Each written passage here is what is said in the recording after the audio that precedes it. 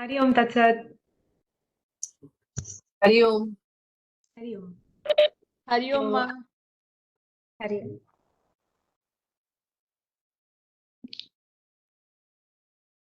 Namaste.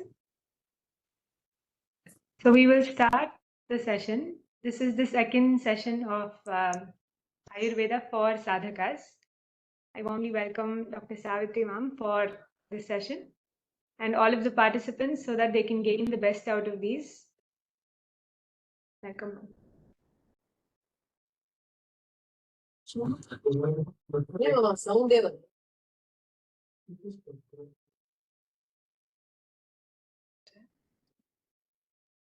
Namaste everyone.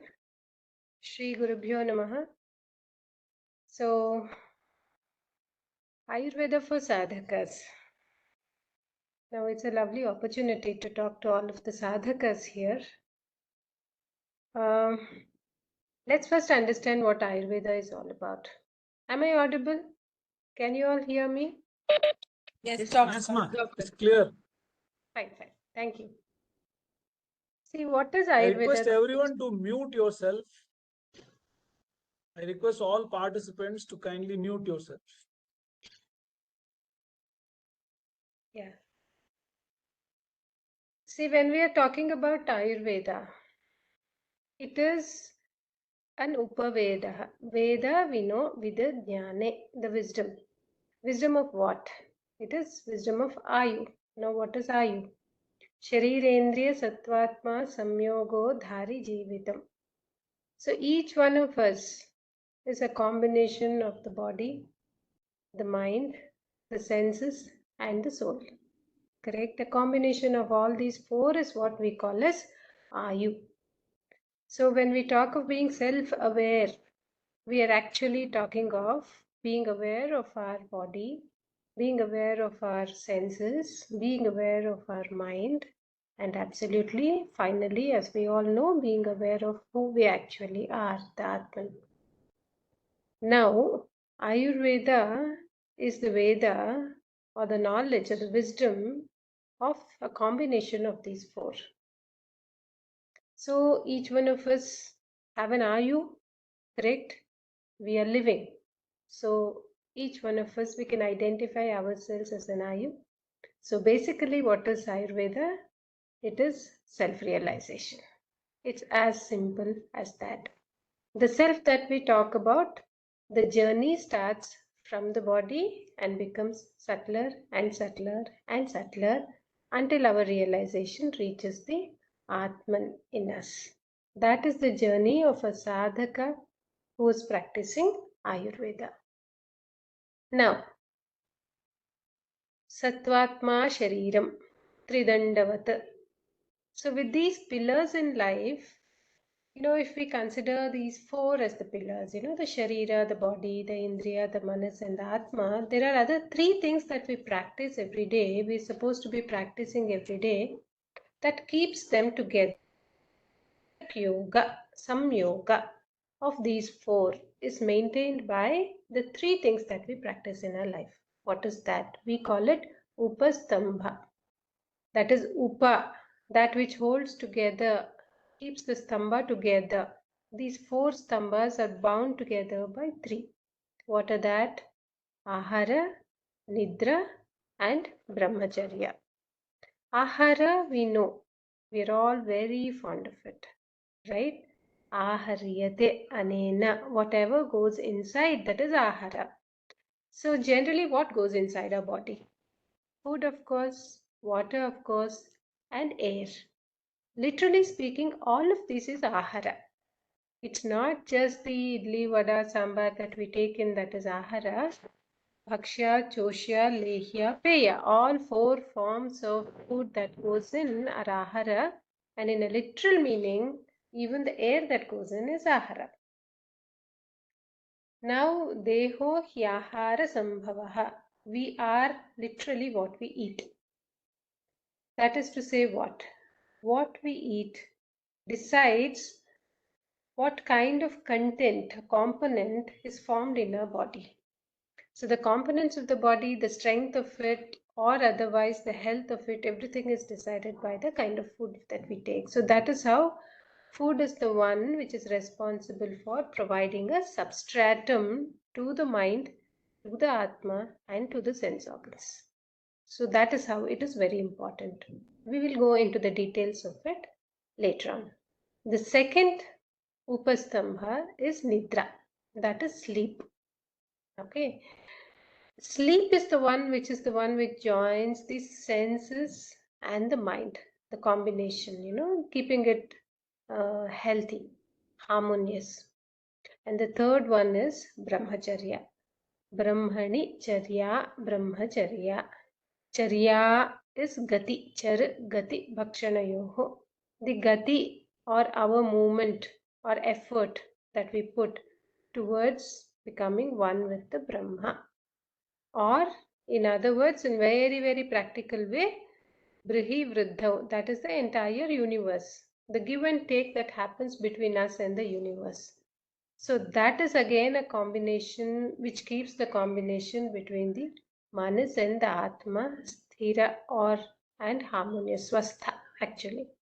So these three are the basic pillars which ensure that we remain healthy. So today we'll try to understand how to actually in our own lives keep all of the three well and proper so that we can be in harmony with ourselves. Okay, we will start with the most delicious thing of the three, that is ahara. Okay, see, what is the purpose of ahara? Why should we eat? Should we eat basically? We have heard of rishis being vatambu parinashanaha. And this in the context of sadhakas that I'm asking. Should a sadhaka basically eat anything? I come across many sadhakas who feel that lesser I eat, it's better for me. More the fasting I do, my meditation will be better. Now, we come across many sannyasis who talk about I'm going to be only on peanuts, only badam, only water. Well, yes and no. See, it is like this. Sadhakas can be at different levels of evolution. We all know that. But right now, what I'm going to talk about is a very simple human being trying to be a better human being. Okay? So when we take as a sadhaka as a very simple householder who is day in and day out trying to be a better person by purifying one's own mind, if that is the definition of a sadhaka, then our food should be in such a way that it not only nourishes our body properly, but also increases the sattva in our mind. Isn't it? Now that becomes very important because rajas and tamas in our mind are our worst enemies. That is actually our enemy. Ari Shadvarga, correct? So food is something which can contribute a great deal not just to the health of the body, but also with how much ease we can go into meditation, with how much ease we can go into our practices. And we can ensure that we can get the most out of the practices that we are actually doing. Now that is possible in fine-tuning our food. Now how do we do that? I'm going to deal with the food concept in two parts. One, a general principles that everybody needs to know. Second, some specific things for the sadhaka. Now the general concepts.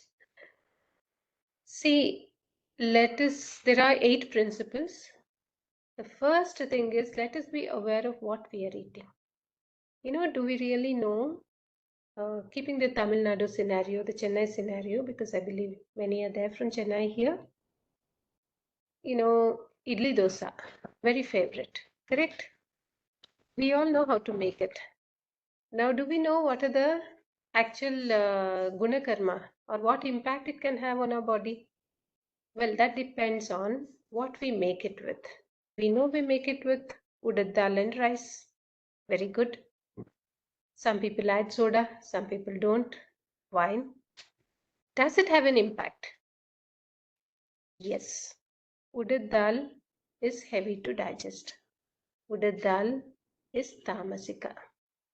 Udad dal is the worst among the Shimbi Dhanya Varga. Now, what is Shimbi Dhanya?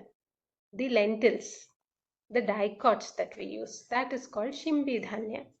And in that, the best is Mudga. The worst is Masha. That is Udad dal that we use. So it is not something that is to be used every day. It is not a nityopayogi dravya. Well, there are more shocks to come. Okay. But then Masha is a wonderful. See, everything in this world which God has created is very beautiful, very wonderful. Nothing is waste. Amantram aksharam nasti nasti moolam anaushadham. So Udad dal in itself is a wonderful medicine. And it is to be used in certain conditions, but not a material to be used every day by a person who is healthy. Now that's all is the point. Okay. The second point, now these days, we are all very techno-savvy people. We are all very intelligent. And we plan out how to save our time, right? So how do we save our time? We use refrigerators. So what do? We prepare the batter and we keep it in the fridge. That's the best housemaid ever, right? So we keep it in the fridge and we take it out, then again use it, then again put it back, then again take it, then again use it, then again the remaining. So I've had patients who speak of using the same batter for 1 week, 2 weeks, 3 weeks. One day it's the same batter goes for dosa, the other day it goes for uttapam, correct? Now what happens in the process? Well, let us do whatever we want to do, but then let us be aware of what happens, then choose. Okay. So what happens when we prepare it and keep it inside the refrigerator? It actually will be becoming sour, or rather, in a very common man's language, it will actually be putrefying, disintegrating. It will be getting spoiled, but then we will not be able to make out because it is actually been kept in a cold environment. And anyway, you're going to heat it. So when you take it out, the putrefaction continues more so. And such kind of food can neither be metabolized properly nor can it be put out of the body. And it is then that becomes a major fertile ground for development of various diseases like hypertension, diabetes, especially in women for different problems like hypothyroidism.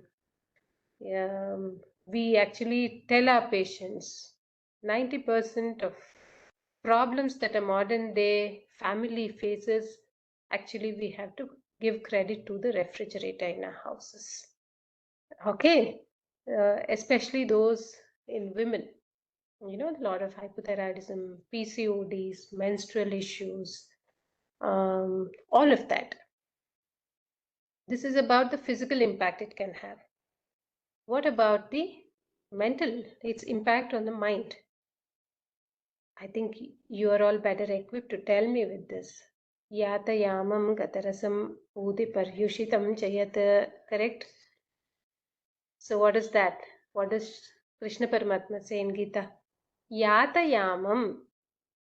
Yama is 3 hours. Any food that you have prepared, if it is after just 3 hours, it becomes tamasic. Gatarasam. Yasya rasam gatam. So the taste has changed. So we are all very sensitive. Prepare udad dal, dosa batter, make dosa out of it, and then keep it in the fridge. After 4 days, do it. Does the dosa taste same or different? Of course, it tastes different, right? Gatarasam. Puti paryushitam cha yat, that which has stayed overnight. Paryushitam, paritaha vyushitam. One whole night it has been kept.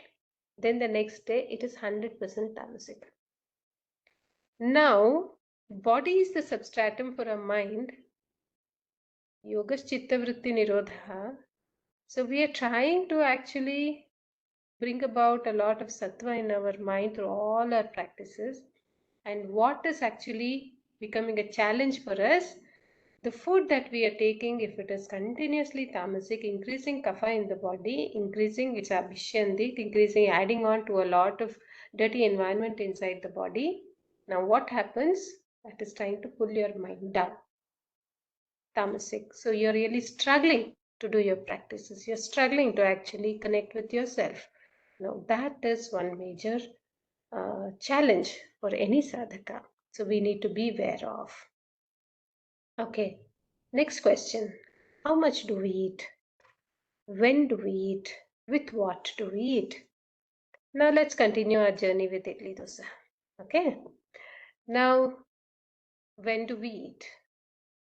Well, 8 o'clock, 9 o'clock, or evening when I'm anxious, when I'm scared, when I'm really disturbed. You know, we connect food to so many things that's happening inside our mind.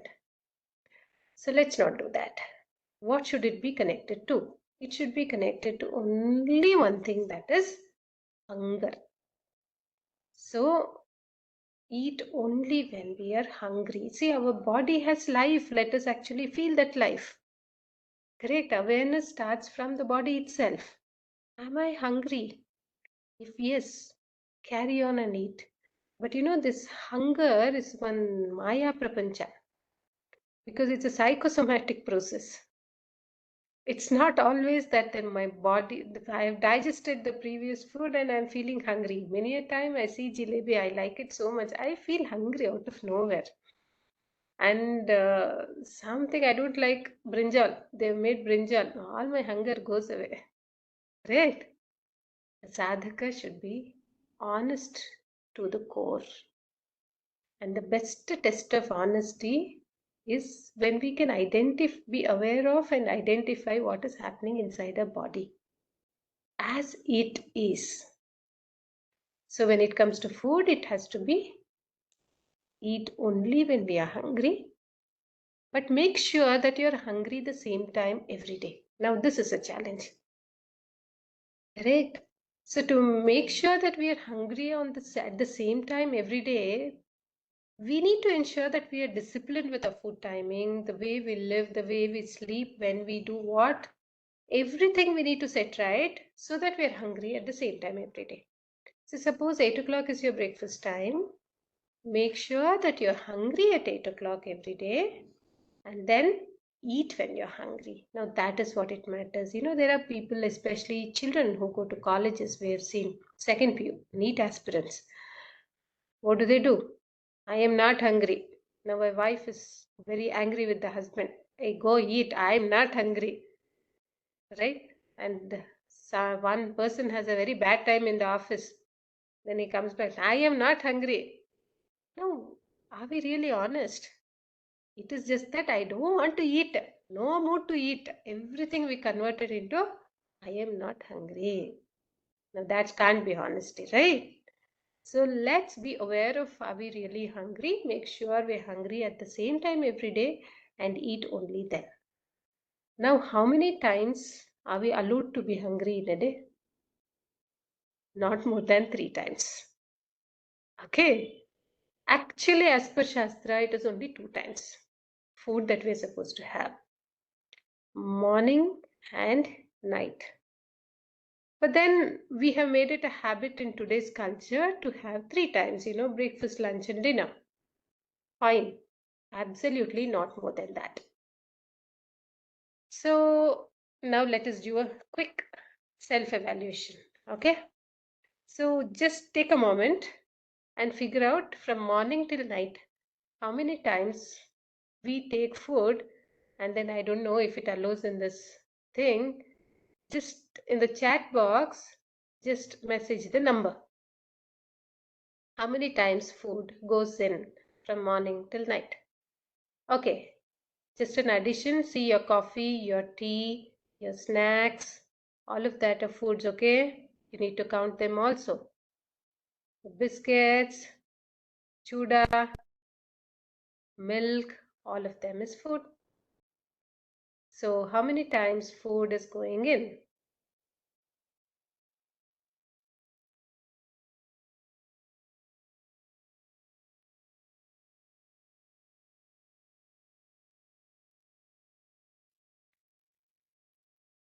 Okay. Okay. Thank you.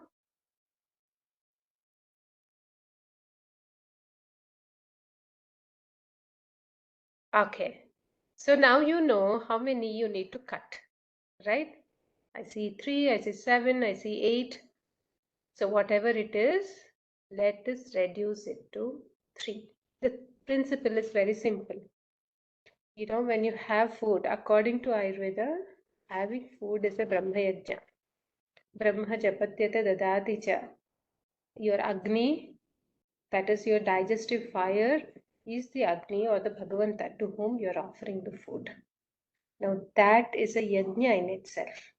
So once you are giving the food, you are offering the ahuti, give it the space and the time so that it can do its work. Don't disturb. It is a DND mode.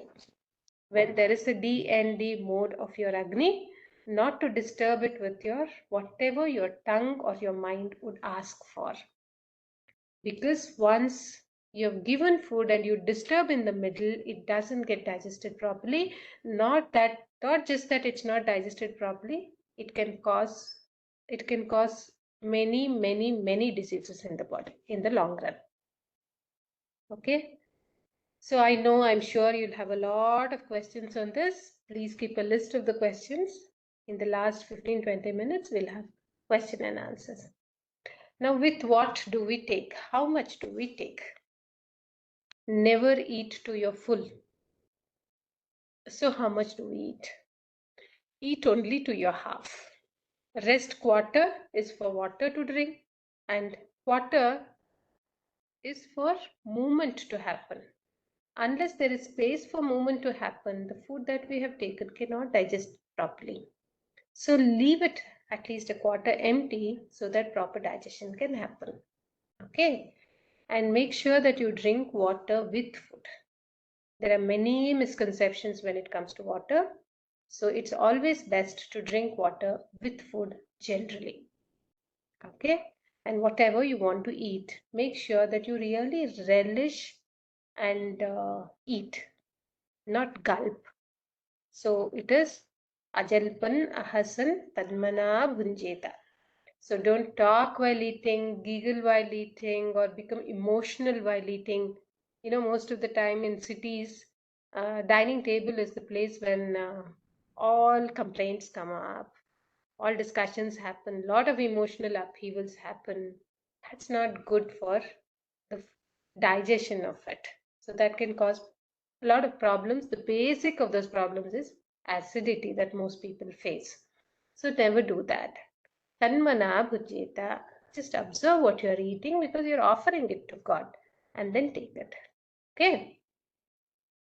And all vegetarians over there, make sure you take ghee with food. Snigdhamashniyat. Don't be scared of food, especially sadhakas. It is very important to take ghee in food. Why? Because ghee is that one food material which has the capacity to nourish the mind. Especially the sattvic faculties of the mind, ghee can nourish. See, any sadhaka will be doing a lot of expenditure on your mind. You know, especially the physical, the nerves and the phospholipid layer that is covering the nerves. That will be continuous expenditure will be happening without your knowledge. So until there is expenditure, but then there is no income, then we will end up in poverty. That is disease, right? So we can't afford to put ourselves become so poor. So that is how Ghrita is also called Ahara for Devata. It's a Devata Ahara, no? That's important. Why did I say for vegetarians? People who take non-vegetarian need not take ghee because non-vegetarian food is something which nourish grosser dhatus, right? So the purpose of life is different. The purpose of the way the occupation is different. So it's very fine with it. But if you want to be a sadhaka, you want to lead a life which is sattva pradhana, then make sure that you take ghee. But then when you take ghee, there are a few things of do's and don'ts.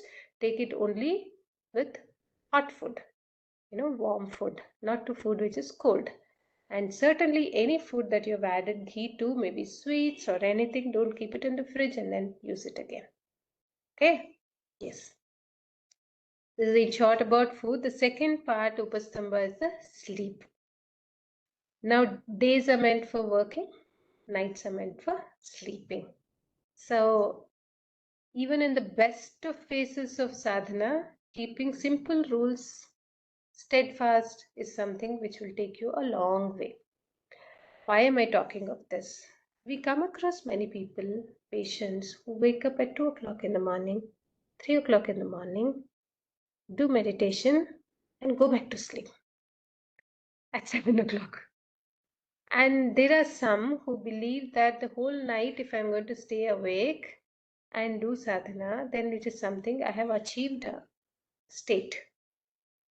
Well, I'm nobody to talk about anybody's state, but all that I can say is you observe whether your sleep pattern is really helping you. Please be aware of it. See, any normal individual will generally need minimum 6 hours of sleep and maximum 9 hours of sleep. Don't cut down on the need of your sleep. Why? Because when you really sleep well, your nerves are strong enough. Your sattvam prabodhan, see, with tamas you go to sleep, and then when sattva increases, you wake up. And if sattva has to enter, it's a teamwork. Sattva, rajas, tamas have a beautiful teamwork. So tamas is actually helping sattva to be its best. So if you don't really listen to tamas and then you don't go to sleep, then you end up with problems related to heart and brain. It is very pathetic to watch people who are really into good sadhana falling sick, because these are the people who have chosen a wonderful life for themselves, who have realized where they have to go. But a little ignorance will help them end up into something which they really don't want to. That is disease, right? See, Hridayam Chetana Sthanam. The Chetana sthana of Atma is Hridaya. And in Hridaya, when there is a Tamo Avarana, Kapha Avarana happening, that is when a person starts feeling sleepy. But if you can control, we are very intelligent, we have a lot of willpower, we can certainly control. Now, what happens when we control? Then your heart has to pump more, it has to overwork. And in the process, your indriyayatana, that is your brain, is also overworked. Now, if your heart and brain, if God has created that machine to last for 100 years, and if you're overworking it like that, so you can reduce that lifespan to, it's your choice, 40 years, 50 years, 60 years. So that's a matter of choice, correct? And because a sadhaka's nervous system is used a lot, it is important to give it proper rest. Now, again, there are some who ask me this question. Then how is it that people actually who do sadhana properly, they say that you need very little sleep, that is enough. Now, what do you say for that? Is what people ask. Very true. Absolutely, yes. See, it is true that 20 minutes of very deep meditation is equal to 2 hours of sleep. Absolutely. Fine. But we should remember that that's a shortcut. Use it in emergencies. Don't make it a lifestyle. Especially when you are involved in Laukika Jivana. So you go out to the office, you have a wife, you have a husband, you have children, you also get irritated, you also have to deal with finances, you have to cook, you have to sweep. Well, come on. Let's be normal and sleep properly. It's as simple as that. And please never sleep in the daytime. Because there's a very clear shloka which says, Adharmaha. Tatra swapatam adharmaha. Diva swapa, sleeping in the daytime is adharma. It causes tridosha prakopa. And let me tell you, our Diabetes is one of the favorites for that Divaswapna. So nights are meant for sleeping, days are meant for working. Now another simple thing is, how do we know that if we have really slept well? Well, a simple checklist for us. Morning, do we wake up without an alarm? Alarm can include a live alarm, a wife, a husband, or a mother, whatever.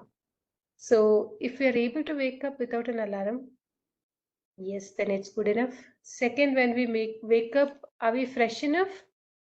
Are we ready for the day? The feel should be like, I don't want to sleep anymore. Then you're into action. Now then, yes. The third thing is, did you have dreams? Whether you remember it or not remember it doesn't matter. But do you get dreams? Then your sleep is not proper. When the tamas, which is causing nidra, is interrupted by rajas, that is when you dream. So that means to say your mind is still working when it has to rest. Then even if you sleep for 10 hours, that sleep won't be enough. So that is why we say before you go to bed, at least no screen time for one muhurta, 145 minutes before going to bed. And then just our sir always says, every day sleep is like death. Waking up is like new janma. So live every day. Correct? And also true that die peacefully every day. So it is like when you go to sleep, it's like the end of life that day. Not to worry about my son, my daughter, then what site value is there, what share value is there. Oh, no, nothing. And I have seen sadhakas also worry. I'm sorry, I'm not talking about anyone in particular, but the kind of worry is different. I have been meditating for so long, doctor. Why is it that I don't get any experiences? Doctor, I do asana so much regularly, but then why is it that I got this pain again? I'm not supposed to get, no. Why should I get in all of this? Now this is again worry. You're doing, do. That itself is the phala for it. Enjoy doing, enjoy the process. Over. Not to carry any backlogs. And one physical tip for making sure that you really sleep well is padabhyanga. Apply a little oil to the feet very lovingly, caressingly. Whenever, just on a lighter note, we have couples coming, fighting almost at the edge of divorce, we give them a treatment. Okay, you can go and proceed after 2 months. Till then, help your wife get better. Okay, how do I do? Apply oil to the feet of your wife. And wife, apply oil to the feet of your husband when you go to bed. So that both are relaxed. You don't feel like fighting, simply go to sleep. Padabhyanga really helps. Okay, now this is about sleep. The third one is brahmacharya. Many dimensions of brahmacharya are there. The very grossest dimension is what I'm going to talk about now, and that is about our occupational life. The way we actually deal with in our occupation and in our leading our own lives as such, the give and take that happens between us and the society, in short. See, in a particular day, there's what all give and take happens. We talk, we listen, we give materials, we receive materials, correct? And this finance is happening. There's one simple principle in brahmacharya: give more, receive less. A person who gives more and receives less is always healthy and happy. It could be in any way. It could be whatever. Relationships, a very basic relationships. A balance sheet of every relationship, am I giving more or receiving more? If you always have a profit-oriented balance sheet in every relationship, give more and receive less, then you can't be diseased at all. You can be happy and healthy. That is in short about brahmacharya. Okay, see, today's scenario, it's the other way around. More I receive, I consider myself more successful, right? So that is where the worry part, the stress part, everything seeps in, and that is the seed of every disease. Okay, so this is in short about the Trayopastambha. Now, last 5 minutes, let me talk about, last 15 minutes I'm going to keep for discussion. Last 5 minutes, let me talk about the connection between these three. Say when we are having food, our mind has to be full. That's where brahmacharya comes in. And before having food, make sure you are offering it to someone and then having. Now that's where brahmacharya comes in. Correct? I'm sharing and eating. I'm cooking for my own family. It's not like always food comes from the hotel or online and things like that. No. Cook with love. Get it with love. Make sure your finances has a part where you do dana regularly. That ensures your food is clean. That ensures your family is happy. It's all interlinked. I don't eat and sleep immediately. Correct? And then make sure you take bath and only then have food. So before bath, ensure you don't take anything. No water early in the morning, no coffee, no tea, nothing. The first thing that you do is apply oil properly to the entire body. Take bath. Then you should be feeling hungry. That's how your body tells you, I'm ready. Now give me food. And then have breakfast. And soon after breakfast, don't run around. Don't be in a hurry. Sit for 10-15 minutes and then move. So night food, make sure it is done within 8 o'clock or 8:30 maximum. And then sleep within 10 o'clock. Because unless you sleep within 10 o'clock morning Brahmi Muhurta, you cannot wake up.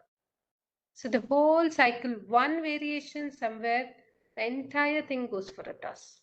So having a rhythmic life is the key for a really happy and healthy life. How do we know that the way that we are living is the right thing? You know, many people say these days we have people who are very health conscious. They do a lot of things. We do appreciate all of that. But then, how do we cross check what we are doing is right or wrong? Is it helping me or is it harming me? So, the simple sutra that Ayurveda talks of is Prasanna Atmendriya Manas Swasthaitya Vidiyate. If you are healthy, your body is happy. Your Atma refers to body. Because the other Atma is always happy. Right? So the body is happy, your sense organs are happy, your mind is happy. Then you're actually healthy. If your mind is happy, your indriyas are happy, but then your body always saying it catches here, I'm not getting my motion properly, I'm feeling heavy, everything fine, doctor, only sugar levels are high. I don't know why cholesterol is going up now. That your body can't be said to be happy. Correct? So if there's something going wrong in the happiness of these three, then it's high time that we recheck our schedule and what we are doing. So that is it. So now it's open for discussion. Please feel free to ask anything. Not that I know the answers for whatever you ask. At least I can share your questions. Please do.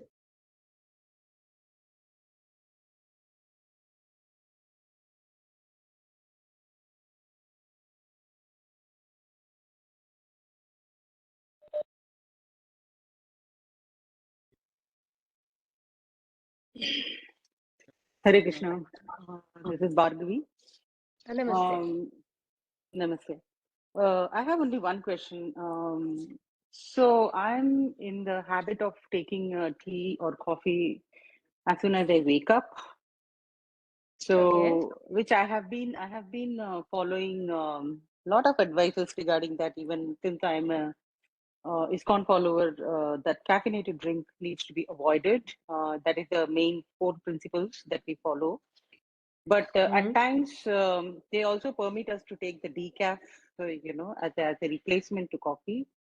So, how at this age, all like 45 plus years, like I have been taking coffee since the age of 3, and how to get rid of it that the determination doesn't come. So, is there any way in Ayurveda that we can take off that, you know, if we can just take off that, what you call craving for coffee in our body, that will help. Okay. Madam Bhagavi, right? Yes. I really appreciate that you want to quit it. Yes. That's what I figured out, correct? Yes. Yes. Yeah. Yes. Now I appreciate your desire to quit. Now there's a challenge. Now what's the challenge? Your sense organs are so attached to it that it is not allowing you to quit, correct? Correct. Correct. Or is it the mind?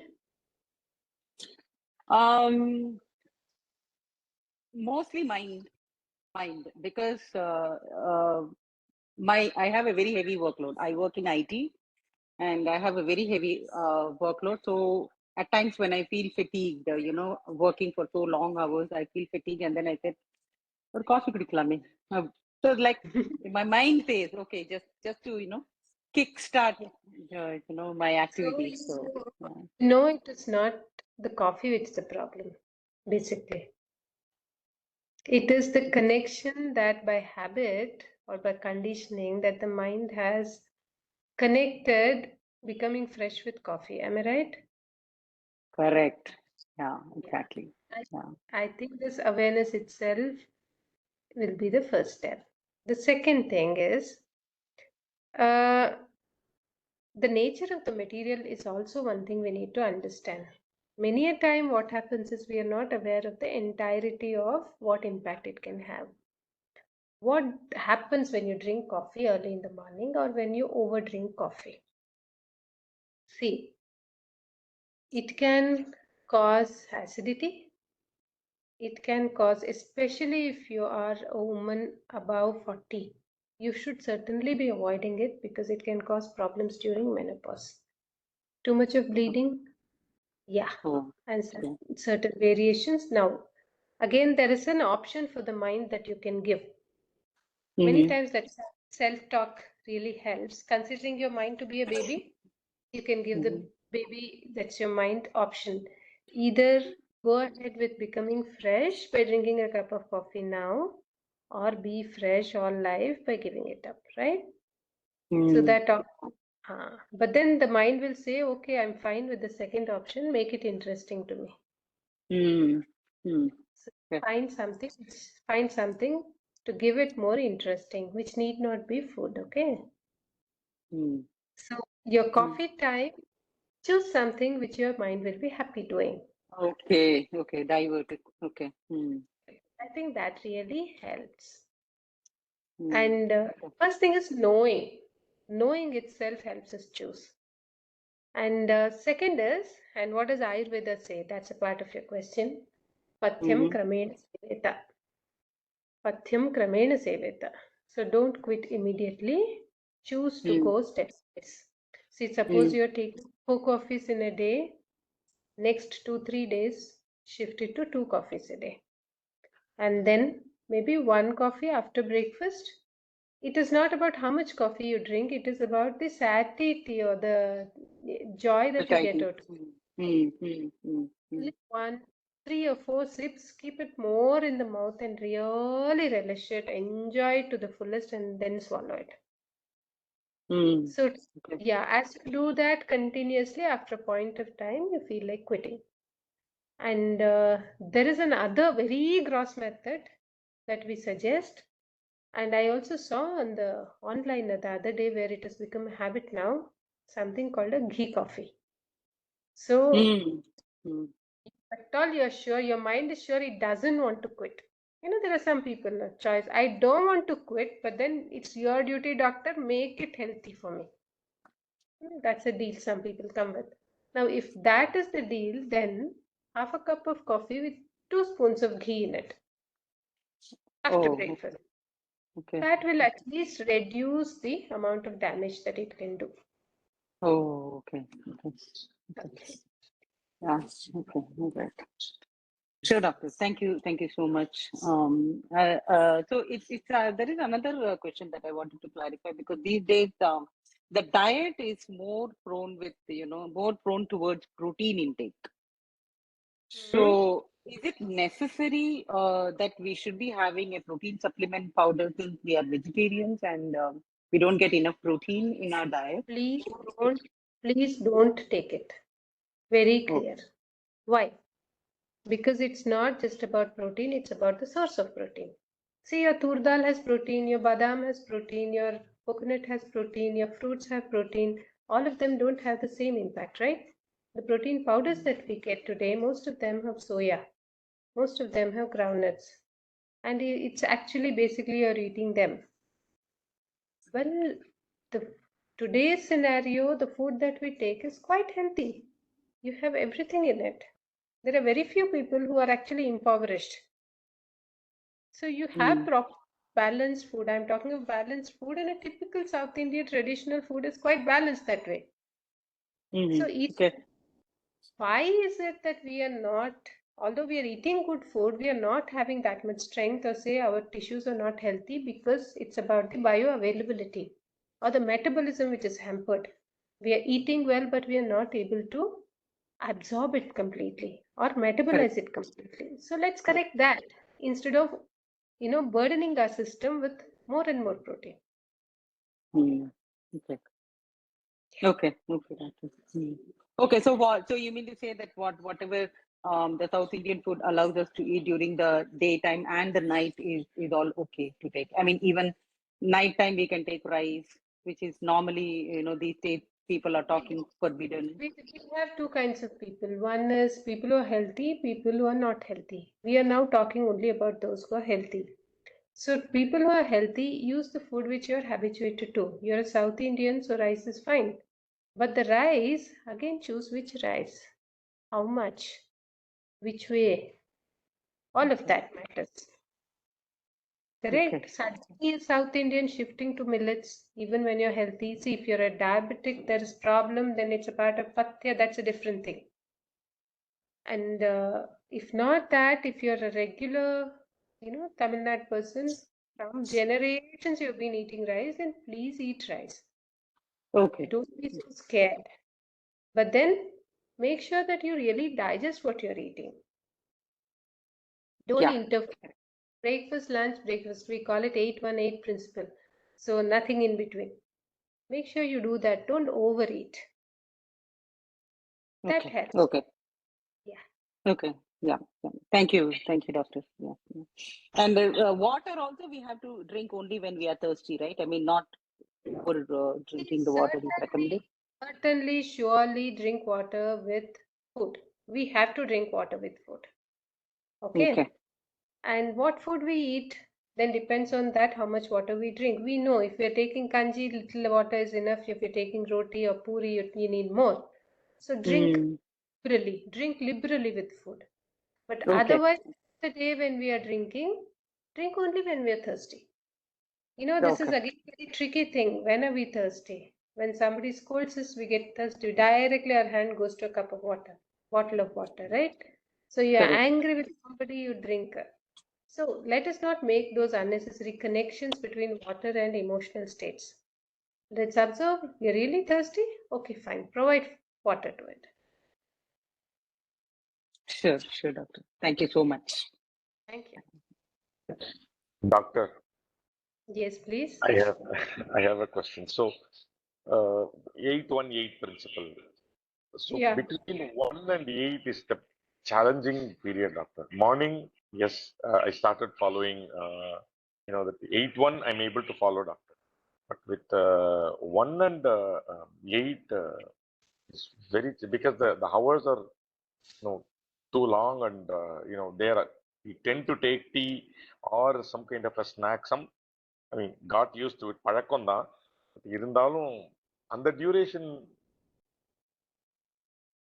is any exceptions or anything, doctor, there? I wish I could actually create a samhita and then include one more in between, but what to do? I don't have the ability to do it. Okay, see, probably because you're so habituated to it that you feel the wanting or the craving to take it, right? Go slow is what I would suggest. Maybe what you can do is by evening, take half a cup of, kashayam. Don't go by things which are addictive. See, coffee and tea are addictive. So don't take which are addictive. Instead, kashayam is okay to start with, or maybe a fruit, half a fruit. Then gradually reduce it. It's not interesting, right? If it's bhaji bonda, it would be more interesting. So, so it's not interesting. So naturally, your sense organs will say, "I fruit only na, why then you can come out of it easily." Okay. Yeah. Is lemon honey tea a substitute to the normal tea and coffee? Pardon, I couldn't get you. Is the lemon honey tea Okay, can okay, okay. it be a substitute for the milk tea? Milk You brought in a very vital point. See, lemon is amla. Amla is sour. Correct? Yes. To use it every day, we see people using lemon tea, lemon, honey, hot water put together, taking it every day. That's the most dangerous thing you can do. Because, yeah, Ushnam Ushnartham Ushnaicha Yuktam Nihanti Tata. Madhu or honey added to anything which is Ushna, hot, will make it a slow poison. Honey is very, very, very good for health. But then if taken only properly. Anything which is good, if it is taken in wrong combinations, can be detrimental. So what happens, maybe people who take honey with hot water so that to lose weight, they do lose weight. But how do they lose weight? A lot of fat content comes to the circulation and they end up having diabetes very fast. So they'll be inviting diabetes and a lot of problems related to the joints. And the quality of blood goes down. So all of these do happen. So please don't make it a habit. Even I'll tell you something, even the regular tea that you take is far safer than the honey with. Okay. Yes. So that is not a healthy thing. Dr. Shreyas here. I have a question regarding a nerve weakness that I have in my legs. So I was born with it. And so, I've not had any problems with walking or anything of the sort till now. But since I know that there is a weakness, I want to improve the neurological, strength and all that. So is there any ingredients like maybe, for example, like ghee or anything I can add to my, the 818 structure that will help my nerves, be strong? Yeah. So that is my. Okay. See, there are two parts to it. One is a general thing that I can talk about. Second is specific things. Specific would be possible only on understanding what has happened. A general thing would be try to avoid things which are gaseous for you. Say things like lentils, too much of lentils or sugar kind of a thing. Okay. And do include oil in your food, not the fried ones, but the topping oil. I think in you people are used to til oil, right? For cooking? Yeah. Yeah. You can use gingerly oil, 1 or 2 spoons with whatever you take, sambar, rasam, add 1 or 2 spoons and take. That will strengthen your nerves. And of course, ghee is good for you. Sure, doctor. Thank you. And make sure you apply oil to the entire body and take bath every day. Every day. Abhyangam is the best Vatahara. Sure, doctor. Yeah. Yeah. Any specific part, doctor? I've been doing that for a week now. Okay. The G's instructions. So yeah, please do it. And whenever there is an extra requirement to it, we would generally suggest 2 times in a day, morning and evening. Apply oil and take bath. Because if there is an extra need, it will really help. Gradually, your stamina will improve and your strength will gradually improve. So evening, meaning after I do a lot of physical activity actually. In the evening, I do some, kalari and all that. Whatever I can, not the thing that we see on TV. So I do that. So after that, can I do the Abhyanga? Absolutely you can. But then make sure you do Abhyanga, you take bath and then have your dinner. Sure. Thank you. Is there a time before which we have to do the Abhyanga? I mean, like before 8 o'clock, before 6 o'clock, like that in the evening, doctor? Or... See, it's like this. If your breakfast is at 8 o'clock, then your bath has to be before breakfast. So then before that is Abhyangam. At least leave 10 minutes. Once you apply oil, use that 10 minutes to rub gently the oil throughout your body. So after that, you can take bath. And after your bath, ensure that you're hungry. That means that you're healthy. Then don't control hunger for a long time. And have your food. That's the best thing. Even in the evening when you're taking bath, then Abhyangam has to be on an empty stomach. See, that's again a problem with the coffee. If you've taken coffee by 5:30, then again you can't take bath immediately, then again nothing. So in a place like Chennai where actually you sweat a lot, it's always better to have Abhyangam twice. It really helps. It strengthens your tissues also. Doctor, I have a question regarding. Hello. Yes, madam. Yes, madam. You're audible. This is regarding the 818 which you were mentioning. Yeah. Usually, fruits when we take, we are supposed to take it separately because they digest faster, and we are told that you should not combine it with meals. So, how about fruits or fruit juices? Okay. Madam, it's like this. When you're post 45, your digestion capacity really goes down. Then we generally suggest go to a 2-time diet. Morning you have a food and then night you have food again. But then because of habit, you feel a little hunger or feel like having something in the afternoon, then go take only fruits. Now, otherwise, what about people who take food 3 times a day? Then you can take fruits before food immediately. After you have taken fruits, immediately have food. Now, that should be fine. So, still the same 818 holds. Yeah, That. yeah. Whatever in the world you are eating, it's only 818. No Thank you, other. doctor. Thank you. Thank Thank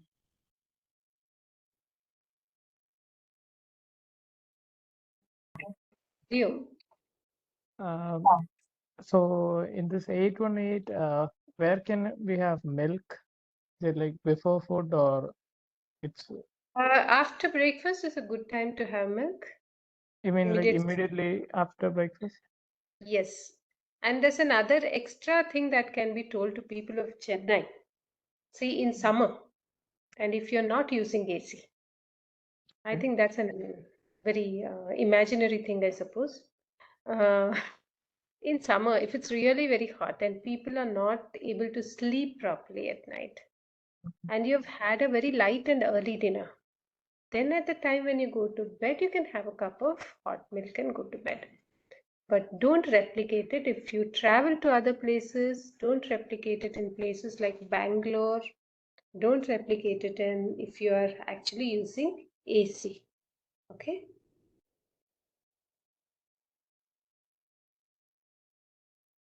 But otherwise, generally after breakfast, it's a good time. Okay. And like we have heard that when we drink water with food, the Jataragni gets like what the Agni goes down and such theories we have heard. That has absolutely no basis, I'll tell you.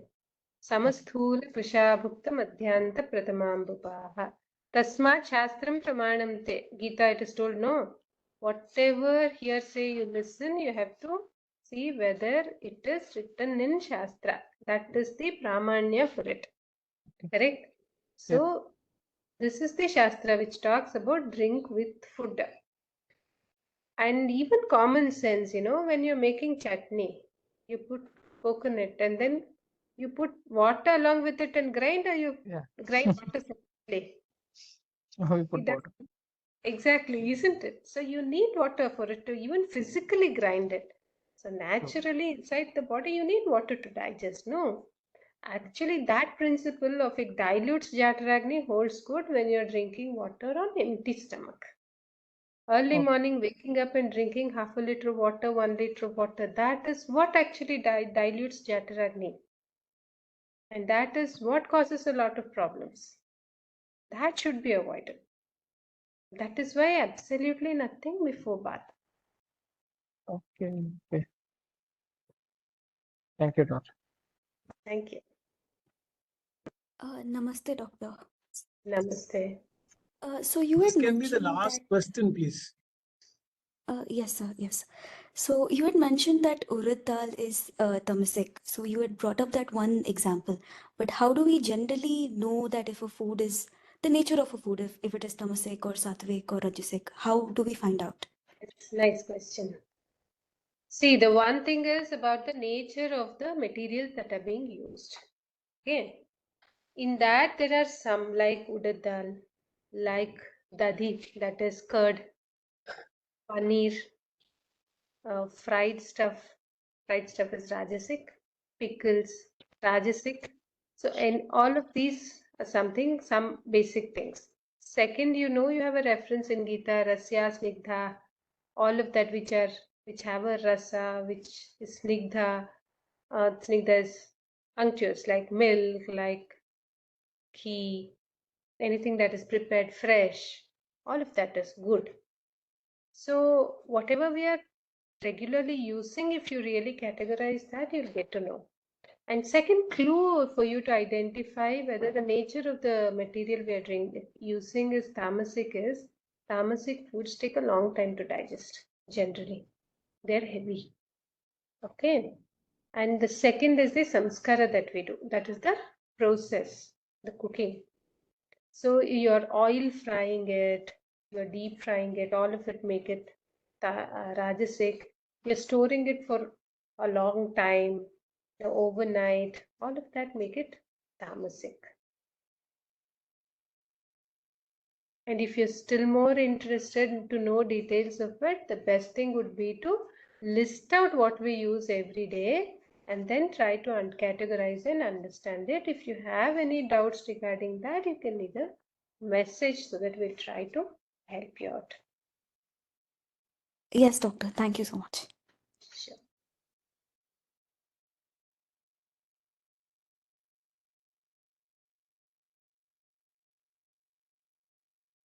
Subhashri.